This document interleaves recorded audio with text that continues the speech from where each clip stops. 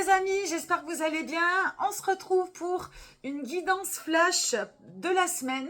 3 énergies principales à mettre dans l'ordre que tu veux. Moi, je te propose l'ordre dans lequel sont sorties les cartes. Donc, on peut faire début, milieu, fin. Elles peuvent toutes se lier entre elles. La troisième énergie peut te parler plus que l'autre. Tu prends ce qui résonne, tu laisses le reste. C'est la règle. Voilà, j'essaierai de te proposer le plus souvent possible ces guidances, au moins une fois par semaine si je peux. Et voilà, cette semaine, je vais également préparer les lectures pour le mois de décembre, signe par signe astrologique. Voilà, et il y aura peut-être suite à cette vidéo, comme la semaine dernière, d'ailleurs merci à toutes celles qui l'ont écoutée, qui ont liké et commenté. Je vais peut-être faire un signe par signe aussi pour la semaine avec un conseil pour chaque signe. Alors, on commence tout de suite par le thème de notre semaine. C'est le 7 de coupe. Alors, 7 de coupe, c'est ou de la générosité. La coupe, c'est le cœur, c'est les sentiments, c'est nos émotions.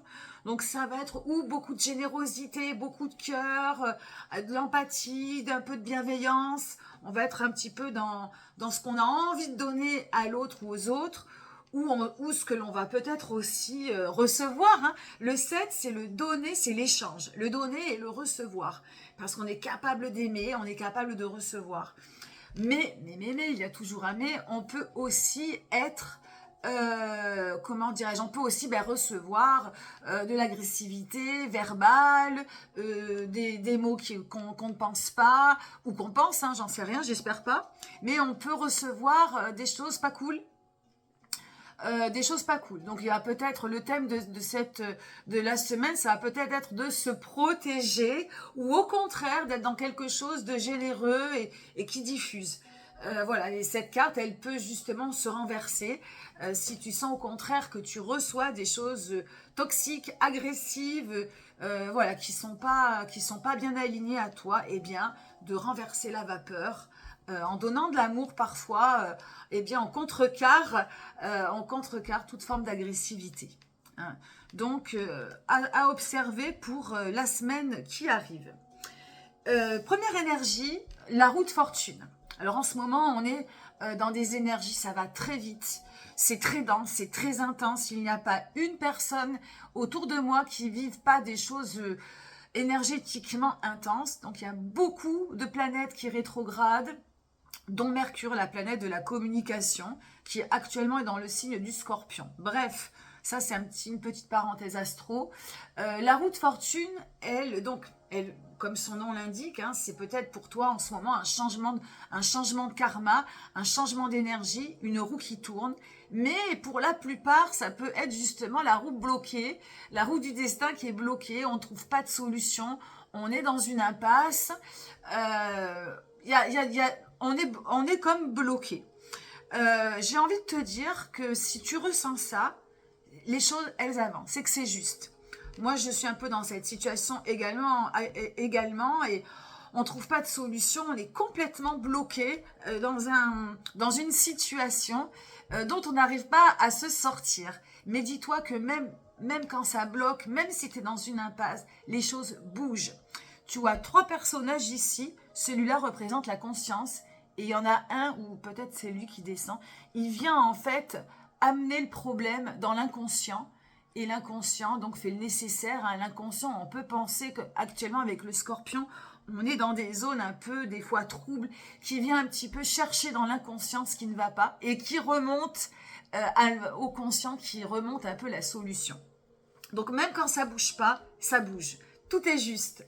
Donc cette roue de fortune, voilà, elle te montre aujourd'hui, alors c'est ça que je voulais rajouter, si tu vis en conscience avec tes énergies, si tu observes souvent ce qui se passe, eh bien forcément tu vas trouver la clé du problème plus facilement. Le principe ici, c'est d'être en conscience avec ce que l'on vit, avec ce que l'on vit soi, avec ce que vivent un petit peu, voilà, une énergie générale dans laquelle on vit, pour pouvoir solutionner un peu plus rapidement tes problèmes.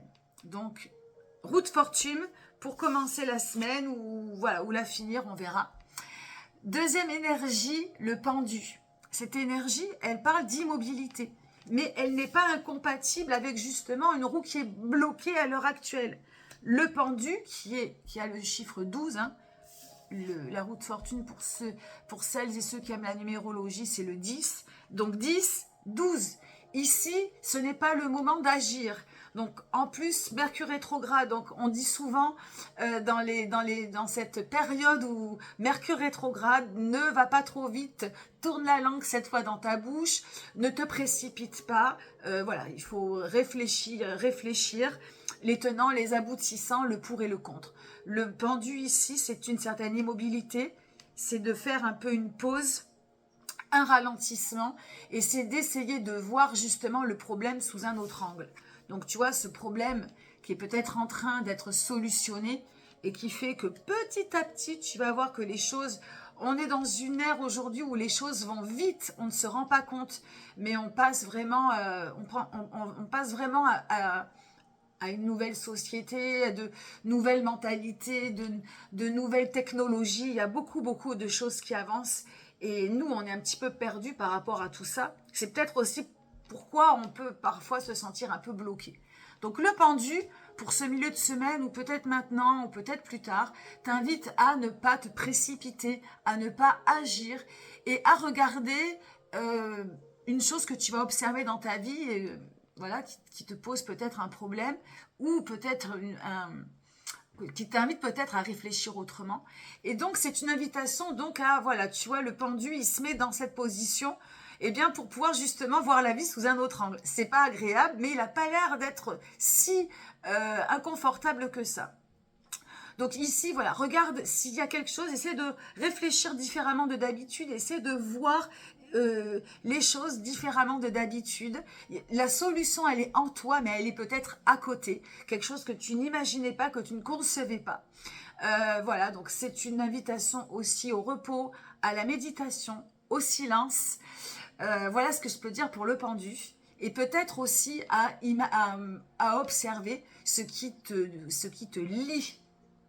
Peut-être de manière pas forcément bonne pour toi. Il y a quelque chose qui te lie. Et il suffirait de couper cette corde peut-être pour, voilà, pour retrouver une certaine liberté, une certaine fluidité de pensée.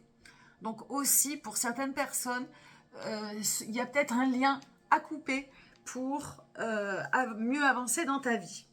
Et enfin, la dernière énergie, la dernière carte, c'est le roi de denier. C'est-à-dire que dans ce parcours d'arcane majeur où on est prise par des sensations fortes de blocage, d'impasse, de ne pas solutionner, d'être fatigué, de devoir se mettre sur pause, d'essayer de trouver des solutions qu'on ne trouve pas. Le roi de denier, lui, il continue de convoiter ce qui va le sécuriser, ce qui va le stabiliser. Donc ce roi de denier, il bâtit, il construit, mais il n'est pas en mode actif pour l'instant. C'est peut-être cette énergie qui clôturera la semaine, c'est de garder dans ta tête ton objectif, dans la matière, qu'est-ce que tu veux atteindre, qu'est-ce qui vient dans la vie aujourd'hui, ce dont tu as besoin pour te sécuriser, pour te stabiliser. Et c'est vraiment, voilà, je garde dans la matière ce qui me rend solide, ce qui me rend fort. Et encore une fois, je reprends ces mots, mais ce qui me stabilise, ce qui me sécurise, afin de pouvoir avancer.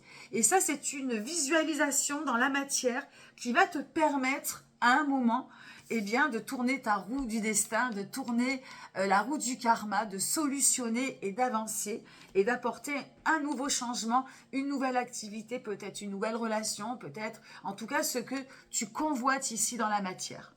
Voilà. Ce que je peux dire, alors voilà, sous couvert, je pense, du coup, de beaucoup d'amour. De ne pas laisser, si tu as besoin de sortir des émotions, de laisser sortir, de laisser diffuser ces émotions et de contrecarrer tout ce qui pourrait te paraître toxique et agressif. On fait un petit peu le paravent. Je sais pas, non, c'est para quelque chose, mais c'est pas paravent, mais on peut dire paravent, pour bloquer vraiment tout ce qui te fait du mal et laisser vraiment te baigner dans des énergies positives d'amour et de confiance en soi.